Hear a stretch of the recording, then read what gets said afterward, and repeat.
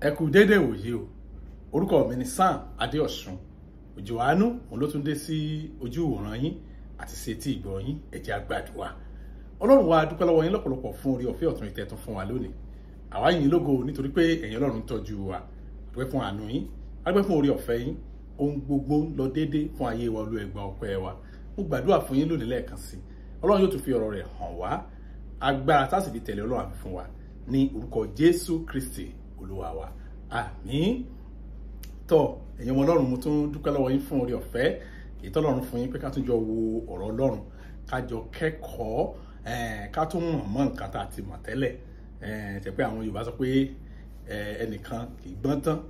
àwọn Yorùbá náà tún sọ pé ẹnìkan kì í jẹ́ àwádé. Lónìí mo mọ̀ pé ti máa rí tọ́pìkì ó sọ pé according to pattern then worship. Mo ní ẹ̀kọ́ kan tí mo kọ́ nígbà kan, kókó ẹ̀ náà nìyẹn, according to pattern. So mo á ń ṣàlàyé níkọ̀ọ̀kan, mo sọ̀rọ̀ worship, mo sọ̀rọ̀ orin inú ìjọ, mo sọ̀rọ̀ oríṣiríṣi nǹkan òun la kó jọ pọ̀ sínú ẹ̀kọ́ yẹn. Ó dẹ̀ gbà wá ní ọ̀pọ̀lọpọ̀ ọjọ́ nígbà tí a kọ́ ẹ̀kọ́ yẹn lọ́dún náà lọ́hùn. Ṣùgbọ́n mo tún wòye pé ó tún jẹ́ ká tún rán wa létí lórí nǹkan tó ń pè ní ìjọsìn gẹ́gẹ́ bí àgbékalẹ̀ pattern. Èdè Bíbélì Yorùbá èyí tó súnmọ́ òyìnbó yẹn jù, àpẹẹrẹ òun ni wọ́n translate sí pattern. Ìgbà tí wọ́n máa sọ ní èdè Yorùbá wọ́n ní pattern, àpẹẹrẹ kan náà pè ní pattern, example náà pè ní pattern.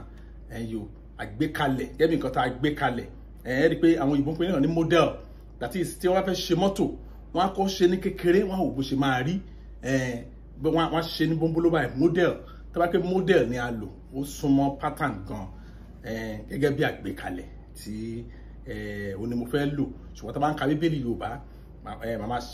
màmá sọ ní àpẹẹrẹ, pàdé màá sọ ní àgbékalẹ̀. Ṣé rí ní ọ̀pọ̀lọpọ̀ ìgbà fún àwọn tó bá ní ojú inú tí ẹ̀mí Ọlọ́run bá ń gbénú wọn, tá bá ń wo nǹkan tó ń ṣẹlẹ̀ nínú ìjọ lónìí káàkiri, àwọn àfi ẹni tó bá ti tara ẹ̀ sínú Ọlọ́run ló tún kàn, òun ló tún lè ṣàṣeyọrí, òun ló lè rí àwọn kankan tó ń ṣẹlẹ̀ lónìí tá sọ pé there is still hope, pé ìrètí sì wà fún ẹ̀sìn Kristi. Ẹ̀rí tẹ́ bá wo ọ̀pọ̀lọpọ̀ ìjọ lónìí, tẹ́ bá farabalẹ̀ wọ ohun tí wọ́n bọ́ ṣe nǹkan tó ń pè ní ìjọsìn worship, kì í ṣe gẹ́gẹ́ bí àgbékalẹ̀, kì í ṣe àgbékalẹ̀ Ọlọ́run rárá, kò tiẹ̀ jọ. Ṣe pé tí nǹkan bá tiẹ̀ tún faramọ́ díẹ̀, èèyàn àti ẹni at least ó jọ kò jọra wọn. Ṣùgbọ́n ṣe ni láàánú pé àwọn kìrìsìtẹ́nì fúnra wọn lónìí, òye nǹkan tó ń pè ní Ọlọ́run gan ò tiẹ̀ yé wọn, òye ìjọsìn ò yé wọn. Ṣe wá ráwọn tí ìbá tí wọ́n á ní òye yẹn, wọ́n ti tara wọn fún Sátánì. So ìmí ìná ń sọ, wọn ò sọ gangan gẹ́gẹ́ bó ṣe rí. Ẹ wọ ẹ́ kí n sọ tán fún wa, tọ́lọ́run bá máa gba gbogbo nǹkan fún wa, kò ní gbà láyé pé a ò ṣe gẹ́gẹ́ bí àgbékalẹ̀ òun. Ó lè gba nǹkan mìíràn fún wa, kò sí nǹkan tá a lè ṣe. Bàbá yẹn ní sùúrù gan, a máa wò wá, ó máa ń wo ọ̀pọ̀lọpọ̀ sí ìyá ara wọn, nítorí pé ọ̀pọ̀lọpọ̀ òfin tí Ọlọ́run ní ká tẹ̀lé yẹn fún àǹfààní ara wa ni. So ẹni tó bá dẹ̀ ní òun ò tẹ̀lé, a bá ń bẹ̀rẹ̀ ọjọ́ iwájú. Ṣùgbọ́n tí Ọlọ́run bá ní àgbékalẹ̀ kan, the only way out ta ni pé we should do it according to pattern. So ọ̀rọ̀ ìjọsìn ni mo fẹ́ dojúkọ lónìí gangan. Mo fẹ́ sáré ka àwọn ẹsẹ̀ Bíbélì bíi 5 kan léraléra kẹ́ ẹ lè rí bí àwọn bí ìhà t'Ọlọ́run kọ sí pattern àgbékalẹ̀. Kẹ́ ẹ lè rí again ìhà tí ó fẹ́ ká kọ sí, ká má fi, in fact àwọn kílẹ̀ kan t'Ọlọ́run fẹ́ ká fi joke. Ìkan nínú ẹ̀ náà ni ìjọsìn wa sí òun Ọlọ́run. A gbọ́dọ̀ jọ́sìn bí Ọlọ́run ṣe sọ gan, kì í ṣe pé bó ṣe wù wá tàbí bí bá ṣe rí. Ẹ jẹ́ ká sáré wo àwọn ẹsẹ̀ yẹn. Exodus chapter 25 verse 40. Exodus 25:40. Ó ní kíyèsí, kí ìwọ kí ó ṣe wọ́n gẹ́gẹ́ bí àgbékalẹ̀ wọn. Bíbélì ń pè ní àpẹẹrẹ. Kí ìwọ kí ó ṣe wọ́n gẹ́gẹ́ bí àpẹẹrẹ wọn tí a fi hàn ọ́ ní orí òkè. Ọlọ́run sọ fún Mósè bẹ́yẹn. Ó ní and see to it that you make them according to the pattern which was shown you on the mountain, which was shown. Gẹ́gẹ́ bí ẹni tó orí gangan ó ní kó ṣe. Exodus chapter 26 verse 30. Ó ní gẹ́gẹ́ bí àgọ́ náà, gbé àgọ́ náà ró gẹ́gẹ́ bí àpẹẹrẹ tí a fi hàn ọ́ ní orí òkè. Exodus 26:30. Ó ní and you shall raise up the tabernacle according to his pattern which you are shown on the mountain, which you are shown on the mountain. Ẹ̀rí ó ní ìṣẹ̀lẹ̀ pattern yẹn ṣe pé ó ń tẹnu mọ́. Ọlọ́run tẹnumọ́ kan mo ní kó ṣe ó gbọ́dọ̀ ṣe according to pattern o. Ẹ̀rí Acts of Apostles chapter 7 verse 44 ó ní àwọn bàbá wa ní àgọ́ ẹ̀rí pẹ̀lú wọn ní ijù èyí tí ṣe gẹ́gẹ́ bí Ọlọ́run tí ó bá Mósè sọ̀rọ̀ pé kí ó ṣe gẹ́gẹ́ bí àpẹẹrẹ tí ó ti rí. Ẹ̀rí iṣẹ́ apostoli nìyẹn ó ní our fathers had the tabernacle of witness in the wilderness as he appointed, instructing Moses to make it according to the pattern which he has seen. Ṣẹ́rí kò sí ọgbọ́n tààtà láyé a ò gbọ́dọ̀ má jọ́sìn gẹ́gẹ́ bí àpẹẹrẹ gẹ́gẹ́ bí àgbékalẹ̀. The pattern of God ní bó ṣe gbé kalẹ̀ gan fún wa gan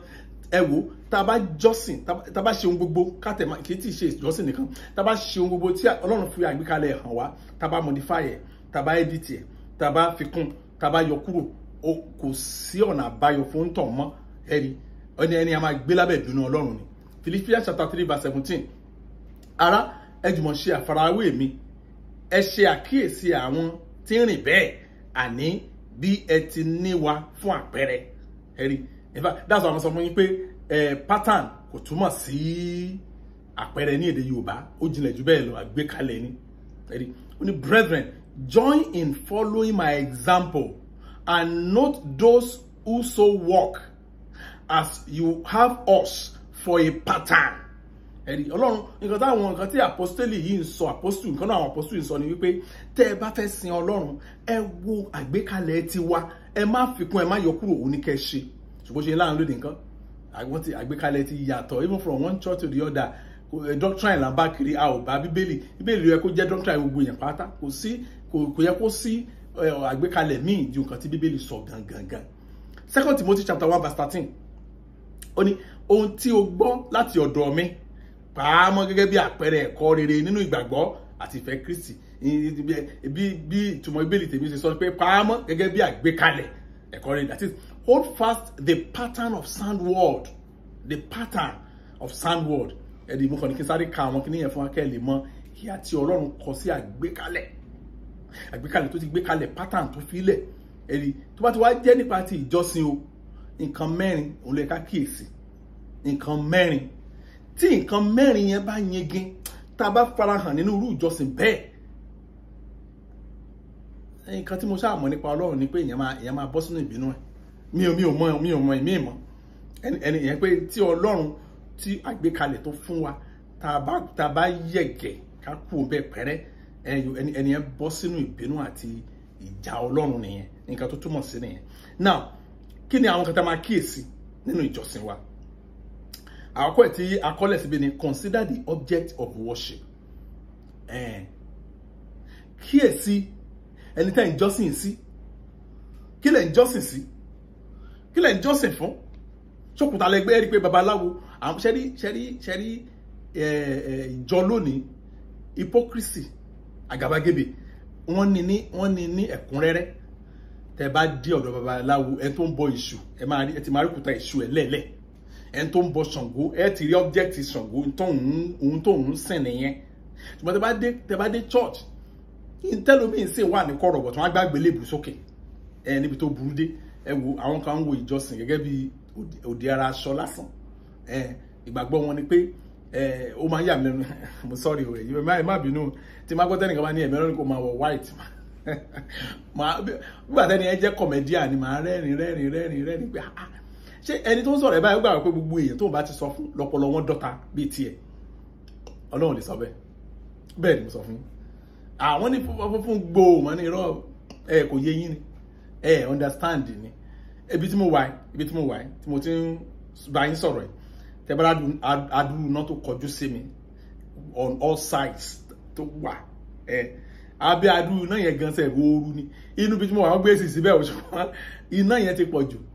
Now wọ́n ṣẹ́ni iná tó ń gbé tìbí yẹn wọ́n sò ṣe ní ọ̀nà tó fi jẹ́ pé kò ní pọ̀ ju ojú lẹ́ǹsì tí kámẹ́rà kọjú sí mi lọ. Ṣùgbọ́n tí náà yẹn bá lọ pọ̀ jù ẹ jẹ́ mọ̀ pé gbogbo nǹkan tẹ́ rí tó jẹ́ kọ́lọ́dì àdì white àdì funfun. That's why tẹ́ bá wo àwọn fídíò mi ẹ rí pé bí asọkọ́lọ́ ẹ̀nà á funfun ibi afẹ́ funfun ibi afẹ́ funfun. Bẹ́ẹ̀ náà ni ìmọ́lẹ̀ Ọlọ́run ṣe rí ní tí àwọn tó rí ìran ń rí nìyẹn. Ìmọ́lẹ̀ ẹni wọ́n rí ló pọ̀ jù tí gbogbo fi di white lójú wọn kì í ṣe pé Ọlọ́run ní kẹ́nìkan wọ white ẹ̀rọ kò possible ẹ lè máa rí ọ̀pọ̀lọpọ̀ àwọn èèyàn ìjọsìn wọn ó ní oríṣi chant nínú ẹ dìde kí ẹ ní àwọn èèyàn kó lọ wọ́n ti mara chant yẹn náà fi ń jọ́sìn tí ìjọsìn yín bá ti ní ohunkóhun nínú tó yàtọ̀ sí ohun tó yẹ kẹ́ jọ́sìn fún ẹ ṣe according to pattern. Ìtorí ẹ̀ ní ìwé Kólósè orí kejì ẹsẹ̀ kejìdínlógún Colossians chapter 2 verse 18 ṣe sọ pé ó ní ẹ má ṣe jẹ́ kí ẹnikẹ́ni tí ó ní inú dídùn nínú ìrẹ̀lẹ̀ èké àti bíbọ àwọn áńgẹ́lì ló èrè yín gbà lọ́wọ́ yín. Ẹ má yẹ kẹ́nìbọ̀dì ló èrè yín gbà lọ́wọ́ yín pé tẹ́ bá ti dé bí ọ̀tà kẹ́ ṣe báyìí kẹ́ tó kọjá. Tẹ́ bá ti dé kinní kan kẹ́ mú ọwọ́ pásítọ̀ kẹ́ kí sí ríǹgì ẹ̀. Gbogbo àwọn nǹkan báwọn yẹn kì í ṣe pattern ìjọsìn Ọlọ́run. Àwọn tó bá dẹ̀ ń ṣe bẹ́ẹ̀ máa wà lábẹ́ ìbínú Ọlọ́run tó wà ń bẹ ni. Ó ní ẹni tí ń dúró lórí nǹkan wọn ni àwọn wọ̀nyí tẹ́tà ń sọ yìí wọ́n dúró lórí nǹkan wọn ni tí ó ti rí tí ó sì ń ṣe fẹ́fẹ́ asán nípa ọ̀rọ̀ ti ọkàn ara rẹ̀. Ṣẹ́dá àwọn nǹkan wọ̀nyí àwọn ọkàn wọn náà ti mú àwọn kinní wọ̀nyẹn jáde. Lè bè lọ́wọ́ pé ó dá ẹ fi kinní yẹn hàn wà ní Bíbélì kan rí nǹkan kan sọ. Àwọn míì wọ́n ti rí ìjọsìn gẹ́gẹ́ bí entertainment. Tẹ́ bá wo ọ̀pọ̀lọpọ̀ ìjọ wọ́n rí ìjọsìn gẹ́gẹ́ bí entertainment. Wá rí ìjọ tán máa jó ìjó wọn nígbà tẹ́ bá wo àwọn onífújì tí wọ́n máa ṣe fídíò wọn ẹ compare pẹ̀lú ijó ṣọ́ọ̀ṣì ní ó bára mu torí pattern ayé nìyẹn. Tẹ́ bá rí èèyàn máa ń láyọ̀ ó máa ń jó but kì í ṣe ijó asínwín kì í ṣe ijó tó ń trending nígboro but ara àwọn kan tá à ń sọ wọn ni pé Ọlọ́run la fẹ́ jọ́sìn fún. So ìjọsìn wa dẹ̀ gbọ́dọ̀ dojúkọ ṣe pé kó dojúkọ anything tó wà lọ́kàn. Torí ẹ̀ ní Psalm 96 verse 9 ṣe sọ pé ẹ máa sin Olúwa nínú ẹwà ìwà mímọ́ rẹ̀ ẹ wá èrè níwájú rẹ̀ gbogbo ayé nínú ẹwà ìwà mímọ́ ẹ̀rí ṣáàtì ẹ̀ níwà mímọ́ òun la fẹ́ fi jó. So ta lẹ̀ ń jọ́sìn sí kí ni ẹ gbé kalẹ̀ ní ìjọsìn yín ẹ gbọ́dọ̀ kíyèsí o ẹ gbọ́dọ̀ farabalẹ̀ mo sọ fún tábàdì one church ẹ má jẹ́ kákan one church ṣáájú pé àwa náà bá wọn ṣe party because àwọn kan wà jẹ́ pé ìjọsìn wọn they are only pledging allegiance to a fellow man. Wọ́n lè yàn lọ sìn àìmọye ẹmọ pẹ̀lú mi àìmọye jí olúwa láyé tá a wà tó bá travel pẹ́rẹ́ tó bá travel tí ò sí àwọn táwọn ọmọdé rẹ̀ mọ̀ kó travel wọn lọ ṣọ́ọ̀ṣì lọ́jọ́ yẹn. Ìdí ni pé jíò yẹn ti gbé ara ẹ̀ kalẹ̀ gẹ́gẹ́ bí Ọlọ́run wọn òun náà máa rí òun náà máa sìn ìdí táwọn fi lọ ṣọ́ọ̀ṣì ni wọ́n fẹ́ lọ sìn. Ó yàtọ̀ sí ìránṣẹ́ Ọlọ́run tó dé wọ́n gbádùn ẹ̀kọ́ ẹ̀ wọ́n gbọ́ ẹ̀kọ́ ẹ̀ tó wáá pé àwọn yẹn dẹ̀ mọ̀ tó wáá pé àwọn yẹn ti jẹ́ àgbà nínú ìgbàgbọ́ kò lè travel kan láwọn ò wá lọ́jọ́ ọ̀hún. That's why it is second mo ní ọ̀pọ̀lọpọ̀ Bible fẹ́ kà kí n lè fi buttress ọ̀rọ̀ mi 2 Thessalonians chapter 2 verse 3 to verse 4 ó ní ẹ má ṣe jẹ́ kí ẹnikẹ́ni kí ó tàn yín jẹ ní ọ̀nàkọ́nà nítorí pé ọjọ́ náà kì yóò dé bí kò ṣe pé ìṣọ̀tẹ̀ bá kọ̀ sílẹ̀ tí a sì fi ẹni ẹ̀ṣẹ̀ hàn tí ṣe ọmọ ìgbé. Ẹ̀yin lè máa pé man of God woman of God but bí lè pè ní Ọlọ́run á fi ẹ̀ṣẹ̀ hàn tí ṣe ọmọ ìgbé kí lẹ̀ṣẹ̀ tí Ọlọ́run fi pè ní ọmọ ìgbé. Verse 4 ó ní òun yóò lòdì sí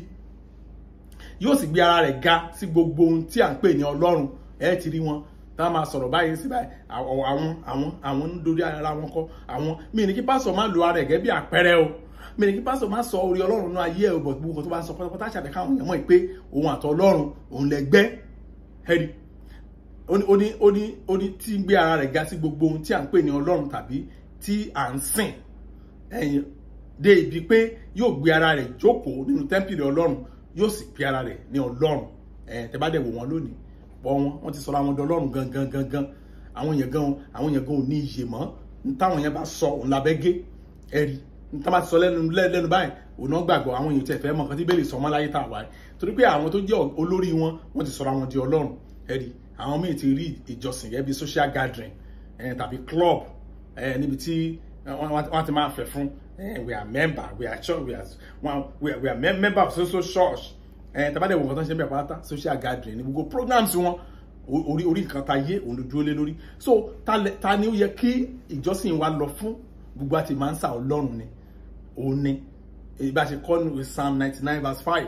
ó ní gbígbéga ni Olúwa Ọlọ́run wa ẹ forí balẹ̀ níbi ẹsẹ̀ rẹ̀ ó jẹ́ mímọ́. In fact gan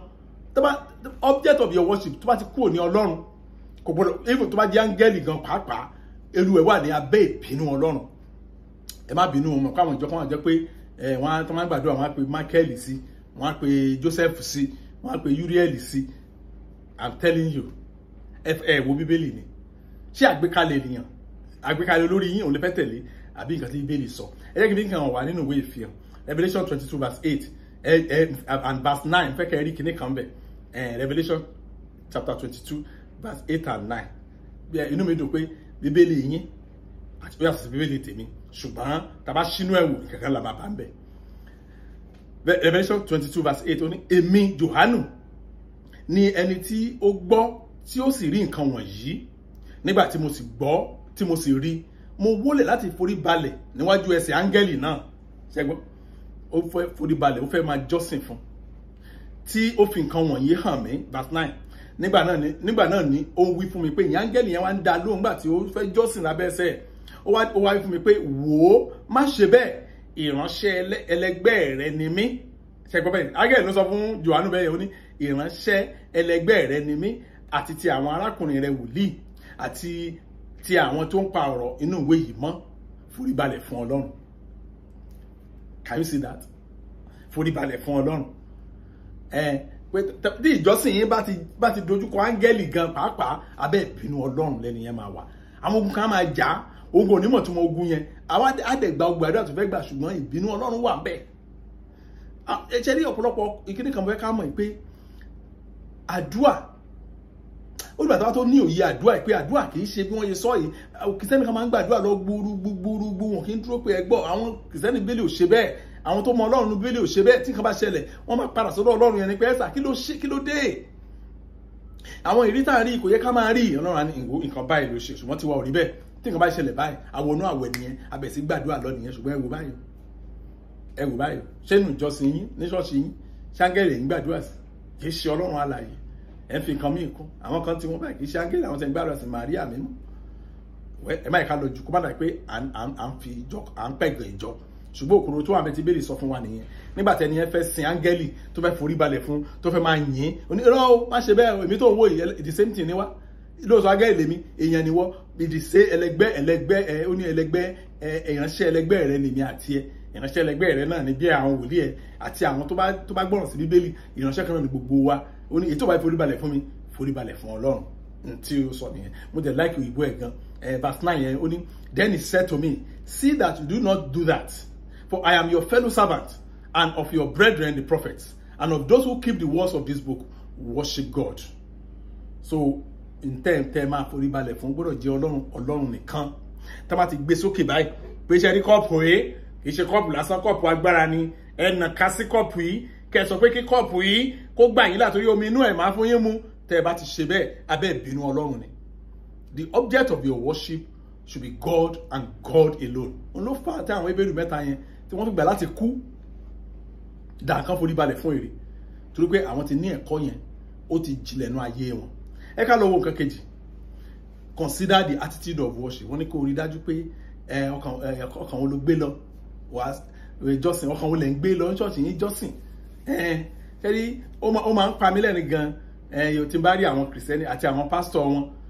bó ṣe ń bá Ọlọ́run sọ̀rọ̀ nínú àdúrà wọn, bó ṣe ń bá Ọlọ́run sọ̀rọ̀ nínú kíni wọn. Ẹ rí pé ọ̀pọ̀lọpọ̀ àwọn èèyàn ẹ máa listen dáadáa tí bá ń gbọ́ àwọn pastors tó ń gbàdúrà, tàbí tí pastor bá ní kẹ́nìkan fi àdúrà ràn wá lọ́wọ́, àwọn tó claim pé àwọn súnmọ́ Ọlọ́run ní church yín, ẹ máa gbọ́ àwọn ọ̀rọ̀ kan lẹ́nu wọn pé tó bá pé lóòótọ́ ìránṣẹ́ Ọlọ́run ni mí, lápẹ́ lóòótọ́ tẹ́ bá mi sọ̀rọ̀ ní ìjẹta, nínú àdúrà wọn gangan wọ́n á máa fi ara wọn ikú ètì Ọlọ́run nínú àdúrà wọn gangan. Ibò bọ́ ṣe ń sọ àwọn àdúrà yẹn fún yín, ẹ̀rí ibẹ̀lẹ̀ ti máa mọ̀ pé no, these people are not worshiping. The worship àwọn ìjọsìn àwọn yìí ò pé, ìjọsìn àwọn yìí kì í ṣe bá ṣe sọ nìyẹn. Lónìí báyìí àwọn kìrìsìtẹ́nì àti àwọn pásítọ̀ wọn, ẹ̀rí wọ́n á ti competition láàrin ara wọn pé èmi mo súnmọ́ Ọlọ́run jù, èmi mọ Ọlọ́run jù ẹ lọ, èmi mọ kíní kan jù ẹ lọ. So tàbá wáyé lára wọn tó pé ó kọ́ jẹ́ billionaire, àwọn tó jẹ́ millionaire lábẹ́ wọn, wọ́n á gbà pé àná tí millionaire yẹn ẹjọ́ owó la fi ń ṣe gbogbo nǹkan, gbogbo bá ṣe pọ̀ tó ó ní àná tí wọ́n ṣe pọ̀ tó, ẹ̀rí wọ́n ti yí gbogbo ẹ̀ po. But consider the attitude of worship ní church yín. So tí wọ́n dẹ̀ church yín, ẹ̀yin náà wà lára wọn, torí èèyàn ló jẹ́ ṣọ́ọ̀ṣì. Ṣé ọ̀pọ̀lọpọ̀ àwọn èèyàn tó wọ́n gbà lónìí pé owó ló máa ṣe. So that's what tó jẹ́ pé tí èèyàn bá ti ní owó láì ta wà, wọ́n ti so elevate owó débi pé ẹ tí ò bá lówó lórí burúkú ni kò lọ́lọ́run láyé tá a wà òun ló dẹ̀ fà tí ìwà ipá ṣe pọ̀ òun ló fà tí ìjàmbá ṣe pọ̀ òun ló fà tó jẹ́ pé kò sẹ́ni tó trust ara èèyàn mọ́ ọ̀rẹ́ tẹ́lẹ̀ pé wọ́n lè jọ jẹun papọ̀ ṣùgbọ́n ní ìsìn tọ́rọ̀ kan tó bá jẹun kù báyìí ó wá fẹ́ lọ tọ̀ tó bá ti jẹ́ kó ń bẹ̀ yẹn tí ò mọ̀ ṣẹlẹ̀ mọ́ kò ní lè jẹun jẹun ẹ̀rọ á máa bá bí wọ́n ti da nǹkan sí ẹ̀rí adẹ̀rí lójoojúmọ́ pé ọkàn tán gbé lọ sí ibi ìjọsìn ọkàn burúkú gbáà nítorí pé ẹlòmíì tí wọ́n bá gbé òróró lé lọ́wọ́ òróró tó bá lọ ìsọjí tí ò bá gba òróró wálé àdúrà yẹn ò gbà ẹlòmíì tó bá lọ ìsọjí tí wọ́n bá ṣe omi fún un kó gbé wálé àdúrà míì ní àwọn kìnìyàn kò dáa o tí èèyàn bá tí àsìkò òróró bá yọyẹ kan ṣe ṣùgbọ́n kì í ṣe pé kí o fi gbogbo ìgbàgbọ́ ẹ̀ sínú ẹ̀ nìkan òun lè fi máa yẹ lónìí dípò kí àwọn pásítọ̀ máa sọ̀rọ̀ nípa ìwà mímọ́ ká máa sọ̀rọ̀ nípa ìrètí hope ká máa sọ̀rọ̀ nípa gbígbẹ́kẹ̀lé Ọlọ́run faith wọn ò ní sọ ọ́ wọ́n ṣàmà tẹnumọ́ anointing oil wọn wọ́n máa tẹnumọ́ mantu wọn wọ́n máa tẹnumọ́ ìgbálẹ̀ tó ní kẹ́ rà wá wọ́n máa tẹnumọ́ aṣọ pákọ̀ kan funfun kẹ́ lọ rà wá handkerchief oríṣiríṣi àwọn iṣẹ́ láwọn kan bá wọn yẹn abẹ́ ìbínú Ọlọ́run that's why lónìí tẹ́ bá òkè sẹ́yìn lónìí àtàwọn aláìgbàgbọ́ kí ló ṣẹlẹ̀ sí aláìgbàgbọ́ tí ó ṣẹlẹ̀ sí sẹ́yìn lónìí kò sí ẹ má jẹ́ àtọ́ra wá jẹ́ Micah chapter 6 verse 6 7 and 8 Micah orí kẹfà chapter 6 verse 6 verse 7 verse 8 ẹgbọ́n tó bẹ́ẹ̀ sọ ni ó ní kí ni èmi ẹ máa gbọ́ dáadáa o ó ní kí ni èmi ò wá mú wá síwájú Olúwa ó ń béèrè lọ́wọ́ ara ẹ̀ ó wà very interesting ó ní ó fẹ́ kẹ́ lè mọ̀ pé tẹ́ bá ń lọ síwájú Ọlọ́run kí lẹ gbọ́dọ̀ mú lọ mọ́mí ẹ̀ lọ ṣọ́ọ̀ṣì ní kò sówó lọ́wọ́ mi ní ṣẹ́ bí ẹ̀ ní pàtàkì ṣọ́ọ̀ṣì náà máa dáwọ́ ẹ̀mí àfẹ́ bọ́ owó gba owó àgbo owó mílẹ́kù owó kìíní kan owó kó lè pé owó kówó pé oríṣiríṣi owó burúkú tí ò ṣe pé ẹni sọ ní kí ni èmi yóò wá mú wá síwájú Olúwa tí èmi yóò fi ti ara mi bá níwájú Ọlọ́run gíga ń béèrè mo dẹ̀ fẹ́ lọ síwájú Ọlọ́run kí ni máa mú dání lọ báyìí o nǹkan tó ń ṣẹlẹ̀ ńbẹ̀ nìyẹn náà wá bẹ̀ sí ó bẹ̀ sí dábàá sọ́run ara ẹ̀ ó ní kí èmi a wá sí iwájú rẹ̀ pẹ̀lú ọrẹ ẹbọ sísun bóyá kò tiẹ̀ mú ọrẹ ẹbọ sísun lọ then ó tún ní pẹ̀lú ọmọ màálù ọlọ́dún kan bóyá kí n dẹ̀ ẹran ẹbọ sísun yẹn bóyá kó jẹ́ màálù ọlọ́dún kan ó tún tẹ̀síwájú verse 7 ó ní ǹjẹ́ Olúwa yóò ní inú dídùn ẹgbẹ̀ẹ́gbàárùn àgbò ó ní àbí kí n tiẹ̀ kó ẹgbẹ̀ẹ́gbàárùn àgbò kí n tiẹ̀ kó thousands of rams kí n kó dání ni ó ní tàbí sí ẹgbẹ̀ẹ́gbàárùn ìṣàn òróró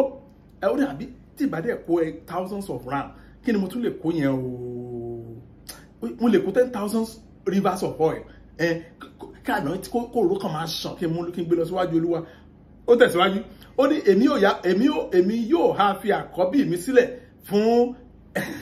ire òfin kọjá mi ó ní àbí fún ẹ̀ṣẹ̀ tí mo ṣẹ̀ yẹn o àbí kí n tẹ first born mi lẹ̀ ní pé kọ́lọ́run lò fún sacrifice torí yẹn máa tún jọ lọ́run lójú ó ń contemplate ni o kò tí ì gbégbèsè o ó ní èso inú ara mi fún ẹ̀ṣẹ̀ ọkàn mi yẹn pé ó ní èso inú òun ọmọ tó ń bí ìtàkọ́bí yẹn tó bá fún Ọlọ́run kọ́lọ́run kó fi sacrifice ńkọ́ verse 8 now ẹ wá gbọ́ ìdáhùn tí ẹ̀mí wọn wá dá lóhùn ó ti fi hàn ọ́ ìwọ ènìyàn ohun tí ó dára àti ohun tí Olúwa ń béèrè lọ́wọ́ rẹ̀ àti gbọ́kàn tó wọ́n kà sílẹ̀ yìí ṣùgbọ́n Ọlọ́run ti fi hàn wá ẹ má jẹ́ àtàná wa jẹun tó ń béèrè lọ́wọ́ wa ó ní bí kò ṣe láti ṣe òtítọ́ kí o sì fẹ́ràn àánú àti kí o rìn ní ìrẹ̀lẹ̀ pẹ̀lú Ọlọ́run rẹ̀ ṣẹ́rí attitude Ọlọ́run béèrè lọ́wọ́ wa pé ó simple gan ṣùgbọ́n torí àwọn ará bí ìtàn fẹ́ sọ àwọn èèyàn di ìjẹ wọ́n ní rọ́ òtítọ́ yẹn fi yẹn lẹ́ o òtítọ́ lè wọ́ọ̀kì o àánú má fẹ́ràn àánú kẹ̀ is for yourself everybody on his own you are better than the rest jẹ́ kọ́ mọ̀ pé kinní kan òun làbá kiri báyìí o then pẹ̀lú ìrẹ̀lẹ̀ pẹ̀lú Ọlọ́run yẹn ò tẹ̀sí bẹ́ẹ̀ mọ́ Ọlọ́run kẹ̀ ó ìsọ Ọlọ́run tabati even láàrin kìrìsìtẹ́nì ó bu débi pé tí pásítọ̀ ṣọ́ọ̀ṣì wa nìkan la lè respect after tó bá ti kọjá yẹn àmọ́ pásítọ̀ mọ́ abẹ́ kí o rìn pẹ̀lú ìrẹ̀lẹ̀ pẹ̀lú Ọlọ́run rẹ̀ ló bá parí lẹ́yìn wá síwájú Ọlọ́run láti jọ́sìn òun ìjọsìn adé pé adé rí tiẹ̀ ṣe ẹ̀rí ẹ jẹ́ ká lọ sí number 3 ó ní consider the action in worship torí mẹ́ta yẹn náà ni o mẹ́ta yẹn náà ni o nínú ìjọsìn yín kí lẹ ń ṣe bẹ́ẹ̀ ṣe pé mẹ́ta ni ṣùgbọ́n ó rọrùn láti mọ̀ ó rọrùn gan la ta ni ń jọ́sìn fún làkọ́kọ́ ta lè ń jọ́sìn fún a sì máa padà sórí àwọn ọ̀rọ̀ yẹn láti rán ara wa létí ṣùgbọ́n kẹta tó pé consider the action in worship kí lẹ ṣe nínú ìjọsìn yín ta lè sọ pé ó ṣe ìtẹ́wọ́gbà ohun márùn kan gbọ́dọ̀ farahàn nínú ìjọsìn yín ṣé ẹnu kan márùn yẹn ìkan gbọ́dọ̀ dí kan lọ́wọ́ nínú kan márùn ṣùgbọ́n dòní ó sì ń dira wọn lọ́wọ́ ní ọ̀pọ̀lọpọ̀ ìjọ ìbẹ̀lẹ̀ ti máa bẹ̀rẹ̀ sí wò pé ṣé ìjọsìn mi tí mo lọ láti ẹyin lẹ́bí fi rí ọ̀pọ̀lọpọ̀ ó kàn lọ church ní for so many years ẹ̀yọ́ mo ka pépà lẹ́nu pépà kọ ẹ ṣe jàre wọ́n ti rán mi lé pépà kọ àwọn bàbá kan ṣe program kan ní UK wọ́n ní ọgọ́rọ̀ èrò lẹ́yìn mo sọ lẹ́jọ́ mẹ́ta mo nítorí mọ́mí yẹn mo padà sórí Facebook pé mo fẹ́ follow wọn because àwọn nǹkan tí mo máa ń gbọ́ ń bẹ̀ ó ń fún wa ní ìgboyà pé Christianity ó ní ọjọ́ iwájú tí wọ́n máa ń gbọ́ nínú iṣẹ́ ìránṣẹ́ wọn àwọn onídèédé tí ó yẹ kó jẹ́ gateman àwọn náà celebrate lónìí gẹ́gẹ́ bí ìránṣẹ́ Ọlọ́run kò yẹ kó jẹ́ gateman ṣọ́ọ̀ṣì wọ́n pè lọ́lọ́gbà láyé ìjọ òun tó ṣọlọ́gbà tábà ti wò ń gbà mí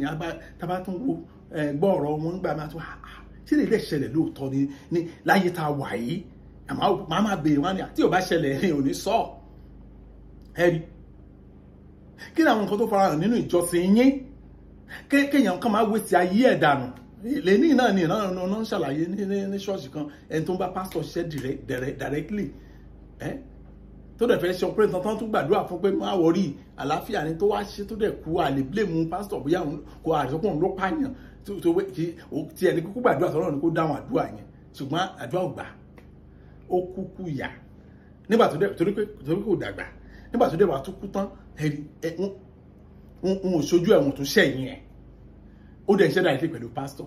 ìwọ tó wá iṣẹ́ dáìsí pẹ̀lú GON ń kọ́ báyìí sọ pé ṣòkò ti ní problem already ẹ tó ṣe pẹ̀lú GON nìyẹn ìwọ tó ṣe pẹ̀lú GON ń kọ́ but ìwọ iná ló dẹ̀ bá máa jà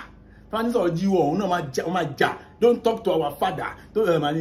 ṣe olóbi lọ́wọ́ àwọn tó súnmọ́ kò tẹ̀ láyé lójú wọn torí wọ́n ti máa ṣeré ẹ̀ abẹ́rẹ́ kí ni order of service yín gbàtẹ́ bá nínú ìjọ nǹkan márùn kan gbọ́dọ̀ farahàn àkọ́kọ́ ni orin ṣùgbọ́n kì í ṣe orin bẹ́ẹ̀ ṣe fọkàn sí ẹyọ kì í ṣe orin àsóńtó bẹ́ẹ̀ ṣe fọkàn sí kì í ṣe orin kórin bẹ́ẹ̀ ṣe fọkàn sí kì í ṣe jó ìyà bẹ́ẹ̀ ṣe fọkàn sí tẹ́ bá wo Ephesians chapter 5 verse 19 ó ní ẹ sì máa bá ara yín sọ̀rọ̀ nínú sáàmù àti orin ìyìn àti orin ẹ̀mí orin ìyìn àti orin ẹ̀mí ẹ máa kọrin kí ẹ sì máa kọrin dídùn ní ọkàn yín sí ta ni o sí Olúwa orin ẹ̀mí spiritual songs orin ẹ̀mí kì í ṣe orin ara ijó ẹ̀mí kì í ṣe ijó ara dédé tán tẹ̀ ń ṣe lórí inú church tó bá ti dìbò orin yẹn ó tẹ̀ wá burú tán tó sọ̀rọ̀ díẹ̀ báyìí wọ́n á ti máa hó gbàlàgbà make a noise to the Lord ǹjẹ́ tí ẹ̀ mọ́ nǹkan tán pè bẹ́ẹ̀ gẹ́gẹ́ bí àṣà Israeli wọ́n á lọ church kan ní ẹnìkan ẹni fẹ́ bẹ̀rẹ̀ orin make a noise to the Lord àwọn kan àti ẹbí no kò sí ọdá nílẹ̀ sí church yìí náà ó ní nǹkan tí ọ̀rọ̀ yẹn túmọ̀ sí ẹ̀rí ṣẹ́rí excitement ló jẹ́ kí noise jáde kì í ṣe pé ẹnìkan kọ̀ máa ní wọn pé ká máa kéṣá excitement ni ẹ rí i pé bóyá ó ti ṣẹlẹ̀ church yín rí ẹnìkan minister ó dẹ̀ minister omi gbàtọ́ minister tó máa àwọn èèyàn tó gbàtọ́ bẹ̀rẹ̀ sí pàtẹ́wọ́ wow oníkàkọ́ kan sọ̀rọ̀ tiẹ̀ yo nǹkan tí Bíbélì ń sọ nìyẹn but tó bá jọ́ ká máa sọ nípa ariwo yẹn ká lè mọ exactly a máa kẹ́kọ̀ọ́ nípa ẹ̀ lọ́tọ̀ torí nǹkan tó gùn ni so orin yín yo mo sọ fún amúní ìkan ògbọ́dọ̀ pàkan lọ́wọ́ ṣùgbọ́n tá bá rí àpọ̀lọpọ̀ church lónìí tá máa lo 3 hours ní service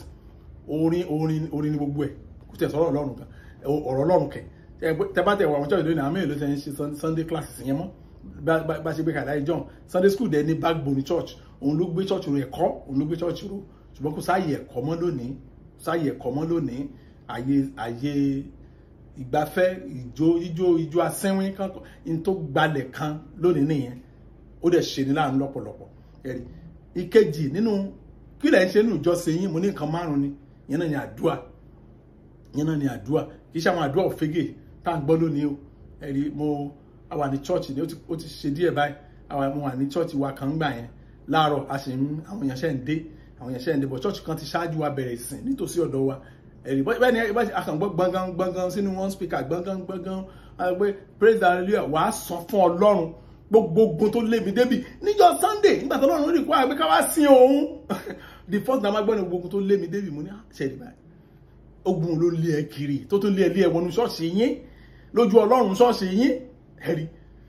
kọ́lọ̀ ṣá gbà wá kọ́lọ̀ gbà wá ẹ̀yù Philippians sọ̀rọ̀ kan Philippians chapter 4 verse 6 ó ní ẹ sì má ṣe àníyàn ohunkóhun ṣẹgbọ́ ẹ má ṣe àníyàn kíni anything ó ní ṣùgbọ́n nínú ohun gbogbo nípa àdúrà àti ẹ̀bẹ̀ pẹ̀lú ìdúpẹ́ ẹ máa fi ìbéèrè yìí hàn fún Ọlọ́run kí ni kan farahàn nínú ọ̀rọ̀ yẹn tó yà mí lẹ́nu ó ní be anxious for nothing ó ní but in everything by prayer and supplication àdúrà àti ẹ̀bẹ̀ máa sọ fáwọn yẹn pé ẹ̀bẹ̀ ni àdúrà àti ẹ̀bẹ̀ ló máa ń lọ hand in hand kì í ṣe àdúrà àti mo pàṣẹ àdúrà àti ẹ̀bẹ̀ ló máa ń lọ hand in hand kì í ṣe àdúrà àti àtúnyasán ẹ̀rí ó ní by prayer and supplication ó ní with thanksgiving kìsẹ́ni àbí kí nǹkan máa ṣẹlẹ̀ kí nǹkan bá gẹ̀ ti ṣẹlẹ̀ báyìí kìsẹ́ni ò ní nǹkan mi gbọmọ ẹkún ló kàn kò sí thanksgiving kì í jábọ́ lẹ́nu kìsẹ́ni ìmọ̀láyé tá a wà yìí kọ́ṣà lọ́ṣà mú wá Ọlọ́run mú wá tó fún mi lélẹ̀ tó wà láti fún ọtán tó fún mi lélẹ̀ tó bá ti fún ọtán Olúwa tó fún mi lélẹ̀ yìí ó tó kẹ́rẹ̀ máa bèrè kú nìyẹn. First Timothy chapter 2 verse 1 náà sọ ọkàn tó jọ bẹ́ẹ̀ ó ní nítorí náà mo gbà yín níyànjú ṣáájú ohun gbogbo pé kí a máa bẹ̀bẹ̀ kí a máa gbàdúrà praise the Lord ṣé ẹ̀yin náà ti gbọ́ bẹ́yẹn kí a máa bẹ̀bẹ̀ kí a máa bẹ̀bẹ̀ kí a máa gbàdúrà kí a máa ṣìpẹ̀ kí a máa dúpẹ́ nítorí gbogbo ènìyàn ó mà ṣe ṣe nígbà míì tí n bá ka Bíbélì máa sábà dúró máa takú pé ibo láti kí ló rọ́pá sínú ayé wa gan ibo ni ìrọ́pá sínú yẹn gangan dẹ̀ ti bẹ̀rẹ̀ ó máa ń rú mi lójú gan lọ́pọ̀lọpọ̀ gbọ́ ni inú àdúrà ká máa ṣe kíni tẹ́ bá wo bá ṣe ń gbàdúrà wa níjọ́ Wednesday kẹrẹ adẹ́gbà Ọlọ́run dẹ̀ ń gbọ́ kẹrẹ adẹ́gbà ìyanu dẹ̀ ń ṣẹlẹ̀ kí ló fà á à ń bẹ̀bẹ̀ à ń gbàdúrà à ń ṣìpẹ̀ a sì ń dúpẹ́ nínú gbogbo àṣírí bẹ̀ nìyẹn irú àdúrà tí mo fẹ́ ká máa gbà nìyẹn irú àdúrà tó ní ìdáhùn irú àdúrà tó Ọlọ́run gbọ́ nìyẹn kì í ṣe àwọn àdúrà àní pásítọ̀ mi á lọ awo tíátà òun ló máa fi ṣe bẹ́sìsì àlàyé ẹ̀ nínú àdúrà ẹ̀tọ́ ẹ̀kọ́ mọ̀ mí kú ẹ̀tọ́ gbẹ́ kòtò fún mi ẹ̀tọ́ gbẹ́ fẹ́ǹsì yí mi ká irú àwọn àdúrà tá à ń gbọ́ lé nìyẹn Ọlọ́run á ṣàánú wa Ọlọ́run á ṣàánú wa ẹ̀já lọ kẹta mo ní 5 ni giving ó gbọ́dọ̀ wà nínú worship yín inú ìjọsìn yín ṣùgbọ́n kìí ṣe giving bá ṣe rí lónìí o abẹ́ ẹ̀gbọ́n kìí ṣe irú giving tá rí lónìí o kí ni giving tá rí lónìí ẹ ná owó sókè ẹni tí ò bá rí 1000 múlẹ̀ àdúrà ò gbà àpò rẹ̀ wòlíì ó yáyé máa fowó sínú àpò wòlíì nǹkan tá à ń gbọ́ lónìí nìyẹn giving bẹ́ẹ̀ kọ́ ẹ jẹ́ nǹkan sí irú giving tá ń sọ 2 Corinthians chapter 9 verse 7 ó ní kí olúkúlùkù ènìyàn ṣe gẹ́gẹ́ bí ó ti pinnu nínú ọkàn rẹ̀ ibi tí gímì ti bẹ̀rẹ̀ nìyẹn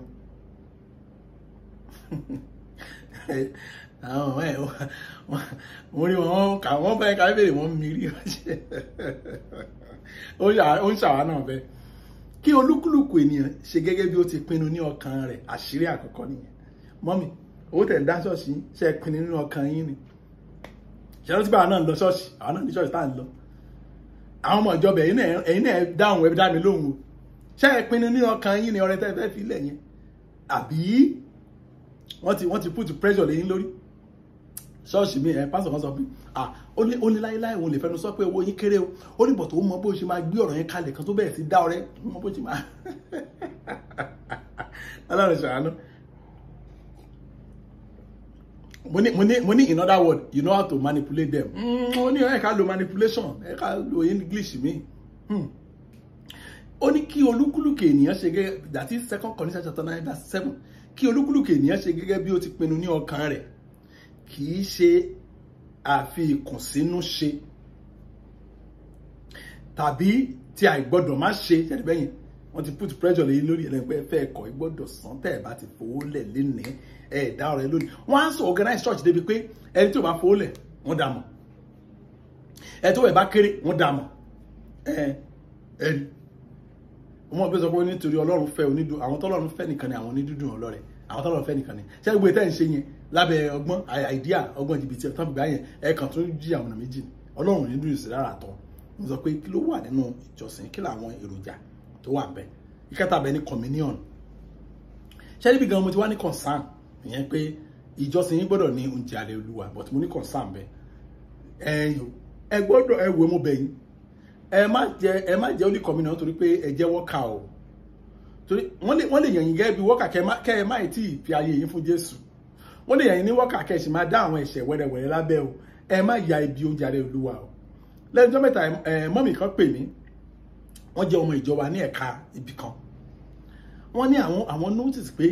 ẹ̀ka tí wọ́n ti ń lọ bí ọdún 3-4 ṣùgbọ́n àwọn ò tí ì bẹ̀rẹ̀ sí jẹ oúnjẹ alẹ́ Olúwa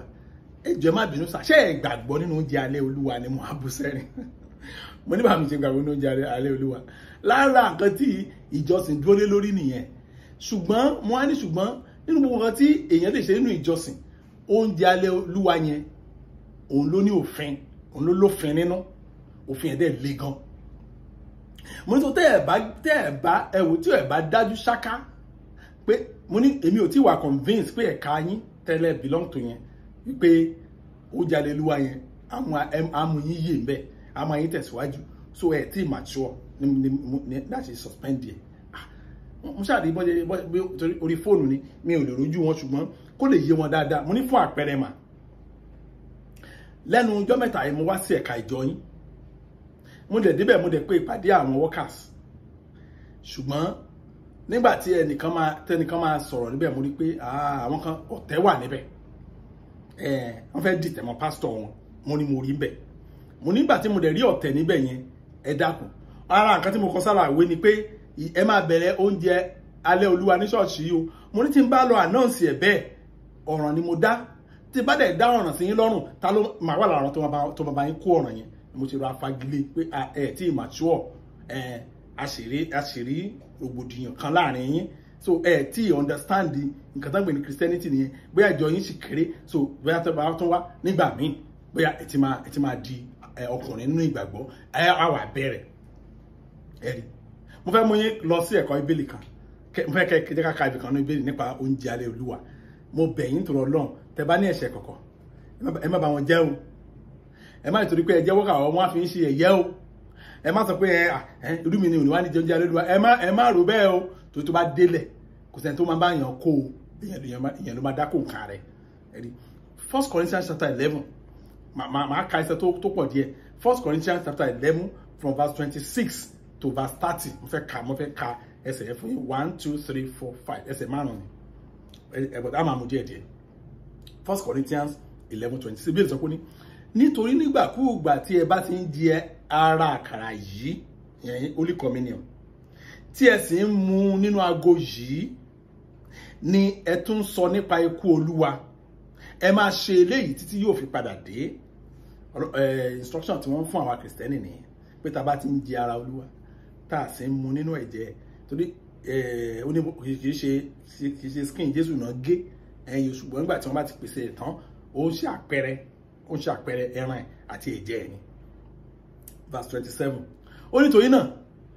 tí ẹnikẹ́ni bá jẹ lára àkàrà yìí tí ó sì mu nínú ago Olúwa yìí ní ọ̀nà tí kò bójú mu yóò jẹ̀bi ẹ̀ṣẹ̀ sí ara àti ẹ̀jẹ̀ Olúwa òfin wà níbẹ̀ kì í ṣe nǹkan tó kàn kù gbú lọ jẹ èèyàn gbọ́dọ̀ jẹ́ matured Christian kó tó bá wọn dẹnu dé or else ó máa ṣe kí ni ó máa jẹ̀bi ara àti ẹ̀jẹ̀ Jésù á jẹ̀bi ara á jẹ̀bi ẹ̀jẹ̀ ṣe pé ìjọba náà ti bọ́ lọ́wọ́ ẹni yẹn now verse 28 tẹ̀síwájú ó ní ìdí nìyí tí ó fi yẹ kí ènìyàn yẹ ara rẹ̀ wò dáradára ṣe rí Bíbélì tó bá ti ń sọ̀rọ̀ kan ẹ farabalẹ̀ ká ó kẹ́dẹ̀ understand instruction yẹn ó ní ìdí nìyí tí ó fi yẹ kí ènìyàn yẹ ara rẹ̀ wò dáradára báwo lè gbóyè sọ̀rọ̀ yẹn gan-an verse kí náà kà yẹn ná verse 28 ó ní bẹ́ẹ̀ sọ pé but let a man examine himself kò sẹ́ni tó máa ẹ̀ bá yín examine ara yín o ẹ̀yin náà lè máa examine yín o ṣùgbọ́n kéèyàn yẹra ẹ̀ wò dáadáa kí ó tó jẹ lára àkàrà náà àti kí ó tó mu nínú ago náà kó yẹ ṣe kí ni kó yẹra ẹ̀wò dáadáa wọ́n sọ wọ́n mi yẹn nígbà tá a dé ọ̀dọ̀ yín tá a ṣẹ̀ fẹ́ fi àwọn program bíbélì hàn yín bẹ́ẹ̀ ṣe máa tẹ̀síwájú pé àṣàwọn yóò tẹ̀sí màṣúọ̀ wo nǹkan tí wọ́n ń parí láàrin ara wọn jẹ́ ká dákẹ́ ká má dáràn verse 29 tó tẹ̀síwájú ní ó nítorí tí ẹ bá jẹ lára àkàrà tí ẹ sì mú nínú ago láì yẹ tí ẹ kò ronú ara Kristi àti nǹkan tí ó túmọ̀ sí ẹ kàn jẹ ẹ kàn mú ẹ kí nǹkan tó túmọ̀ sí ẹ kàn ṣáà ń jẹ ṣáà ẹ kàn ṣáà mú ṣáà ẹ ẹja mú kò tó wá mú ẹ pé wáìnì náà fi ń ṣe kò tó wá mú ẹ tún dá sí kẹ mú ẹ tẹ kàn jẹ tẹ ẹ mú bẹ́yẹn ẹ̀gbọ́n tó tún sọ ni ó ní ẹ ń mú ẹ̀bi ìdájọ́ Ọlọ́run ẹ mú ẹ̀bi ìdájọ́ Ọlọ́run wá sí orí ara yín ẹ mú ẹ̀bi ìdájọ́ Ọlọ́run ẹ mú wá sí orí ara yín àwọn ọ̀rọ̀ wọ̀nyí ti wúwo jù kí ìjọsìn a gbọ́dọ̀ ṣe according to pattern tó tá mo sọ fún wa yẹn àwọn ọ̀rọ̀ wọ̀nyí ti wúwo jù olófà lónìí tẹ́ fi rí pé kìrìsìtẹ́nì bó ṣe lọ gbàdúrà tó ẹjẹ́ ká tẹ̀ ká pastati ká tó lọ síbẹ̀ yẹn pastati ibẹ̀ láti máa dúró ó ní ìdí nìyí tí ọ̀pọ̀ yín fi di ẹni tí kò lágbára mọ́ ẹ̀rí ìsẹ́ni àìsàn ti wú ẹlòmíì sára àìsàn ti ìsẹ́ni ọmọdún 50 ẹ̀jẹ̀ ni àìsàn ti wú oríṣiríṣi àìsàn burúkú dé àìsàn inú egungun àìsàn inú ẹ̀jẹ̀ nígbà tí Jésù ní àṣẹ láti wò wá sàn wọ́n nítorí ẹ̀ ní ọ̀pọ̀lọpọ̀ yín ti weak àgbáyé ti jẹgùjẹgù ó ní tí ọ̀pọ̀ yín sì ń ṣàìsàn àwọn mìíràn nínú yín tilẹ̀ ti sùn yẹ kí wọ́n lọ sọ̀rọ̀ alẹ́ wọ́n ti kú dànù tí Bíbélì ń sọ nìyẹn ẹ gbọ́dọ̀ kíyèsí àwọn nǹkan wọ̀nyí nínú ìjọsìn yín mo sọ lẹ́ẹ̀kan tó bá délẹ̀ tán kì í ṣe tó bá yẹn mu gàrí ẹ̀ oníyẹn ló bá mu gàrí tá mú mi ẹ̀ lé àwọn nǹkan tẹ́ máa kíyèsí nìyẹn ìtúbẹ̀lì ní ká kíyèsí yẹn dáṣọ àmọ́ sọ fún yín pé ẹni tó bá jẹ́ pásítọ̀ yín ó lè máa yín ó lè mékì yín torí tí pásítọ̀ bá ní òye ọ̀rọ̀ tá à ń sọ gangan á kàn máa bu ẹgbẹ́ yẹn á máa mú ẹ máa ṣe gbogbo ẹ máa gbàdúrà ẹ máa ikú ojoojúmọ́ àwọn àìsàn tó yẹ kí Ọlọ́run wòsàn ẹ lọ ṣọpẹ́ṣọ̀ ẹ̀ àwọn àìsàn tó yẹ kọ́lọ́run kó reverse agbára tó ti ń kú lọ tọ́lọ́run kó reverse kó tún sọ́jí padà irọ́ ni aṣàìsàn náà tí wọ́n ní wọ́n diagnose ẹ̀ fún kíní kan orí ẹ̀ ló máa wà tí ọwọ́ adé kùjẹ́kùjẹ́ kalẹ̀ orí ẹ̀ lẹ́mìí lómi ọwọ́ àti ìtakùdà mo gbàdúrà ibi òní báyìí lórúkọ Jésù that's what bíbélì sí ó pé Ọlọ́run dẹ̀ sí ṣiṣẹ́ dòní ẹ̀rí èyí tó tẹ̀lé òní learning ẹ̀kọ́ Pétérù sọ kíní kan nínú ìwé Ìṣe Apostolic Acts of Apostles chapter 10 verse 42 Acts chapter 10 verse 42 ó ní ó sì pàṣẹ fún wa Pétérù ló sọ̀rọ̀ ó sì pàṣẹ fún wa yẹn Jésù ló pàṣẹ fún wa yẹn ó sì pàṣẹ fún wa láti wàásù fún àwọn ènìyàn àti láti jẹ́rìí pé òun ni àti ọwọ́ Ọlọ́run yàn ṣe onídàájọ́ ààyè àti òkú ó ń ṣàlàyé àṣẹ Jésù pa fún àwọn apọ́stélì kan ṣe kí ni kan wàásù ṣùgbọ́n lónìí àṣẹ tí àwọn wòlíì sọ pé Ọlọ́run pàṣẹ fún ọ ní kan máa ṣe mírèkù kiri kan wàásù pé Jésù ni Olúwa kan wàásù pé Jésù ló máa ṣèdájọ́ ayé kan wàásù pé Jésù ni olùgbàlà òun náà sọ yìí o ṣùgbọ́n irọ́ ni is a miracle worker ariwo tán pàkiri ni nínú Acts chapter 20 verse 7 ó tún sọ̀rọ̀ kan bẹ̀ ó ní ọjọ́ kìíní ọ̀sẹ̀ nígbà tí àwọn ọmọ ẹ̀yìn péjọ láti bu àkàrà Paul sì wàásù fún wọn ó múra láti lọ ní ọjọ́ kejì ó sì fa ọ̀rọ̀ rẹ̀ gùn títí di àárín ọ̀gànjọ́ ìbókè ní midnight ìbéèlè ìbókè ní midnight ṣùgbọ́n láyé táwa ẹ̀kọ́ ìwàásù kí ló máa ń ṣe àdá fún yín mà ẹni kó kúrú ní wàásù láyé táwa ẹni ẹ̀jẹ̀ ìwàásù ṣókí ni o ẹ̀ka ti waste time lónìí ẹjọ́ ta ló waste time yín kì í ṣe àwọn tó wà lórí table ni kì í ṣe àwọn tó wà lórí pẹpẹ ni jojojojojojojojojojo òun ni purity rápà ẹ̀mí Ọlọ́run sọ pé òun náà brag náà sọ throughout ó wá kan wá bẹ̀rẹ̀ sí sọ̀rọ̀ Ọlọ́run ló máa ń sọ kàtìkàtì ìgbà yẹn náà ni àsìkò sí mọ́ fún ìwàásù ìgbà yẹn náà ni àwọn àgbààgbà ìjọ nínú ìwàásù yẹn náà máa lọ síta wọn máa wọn méjì wọn máa ṣèpàdé pásítọ̀ máa wọ́n kò lẹ́nu torí pé àwọn tó lówó nìyẹn àwọn tó gbówó lẹ̀ nìyẹn àwọn tó yẹ kẹ́ máa wò nínú ìjọsìn yín nìyẹn kẹ́ lè mọ̀ bóyá ìjọsìn yín ó ṣe ìtẹ́wọ́gbà tàbí ìjọsìn yín orí òfo òun ló bá dé mo gbàdúrà ayé yín ò ní dòfo lórúkọ Jésù ṣé ní kan bẹ́ẹ̀ tá ìṣẹ́rẹ́ lórí fẹ́kẹ̀ ìṣẹ́rẹ́ lórí náà ẹ kíyèsí consider the object of worship. Tani ìjọsìn yìí dojúkọ Jésù Kristi. Consider the attitude of worship, humility. Consider the action of worship, that is orin, àdúà, ìfifúnni, oúnjẹ Olúwa àti ẹ̀kọ́. Tẹ́ bá lè ṣe àwọn kan wọ̀nyí, ọwọ́ Ọlọ́run á ṣiṣẹ́ dé ọ̀dọ̀ yín. Mo sì dúpẹ́ lọ́wọ́ yín fún oore ọ̀fẹ́ t'Ọlọ́run fún yín náà pé ká jọ ṣiṣẹ́ pọ̀, ká jọ kẹ́kọ̀ọ́ pọ̀, ẹ jẹ́ á gbàdúrà. Ọlọ́run wá dúpẹ́ lọ́wọ́ yín fún oore ọ̀fẹ́ tẹ́ fún wa. Àyìn fún wa agbára yín tó ń ṣiṣẹ́ lójoojúmọ́. Mo gbàdúrà ayé yín á tẹ̀síwájú. Ọlọ́run yín á farahàn ayé yín. Bẹ́ẹ̀ ṣe ń fi àwọn ẹ̀kọ́ wọ̀nyí sì ṣe. Ìjọsìn yín á ní ìtumọ̀.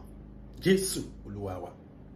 Jẹ́ kí lọ bí tí kò sọ̀rọ̀ àìfẹ́ mọ́ ti Ọlọ́run dàpọ̀ tí ẹ mọ́ kó máa bá wa lọ. Ọlọ́run kó ṣàánú wa. Kárí àánú gbà. Jésù Kristi Olúwa wa. Àmín. Praise the Lord. Hallelujah. Thank you and God bless you.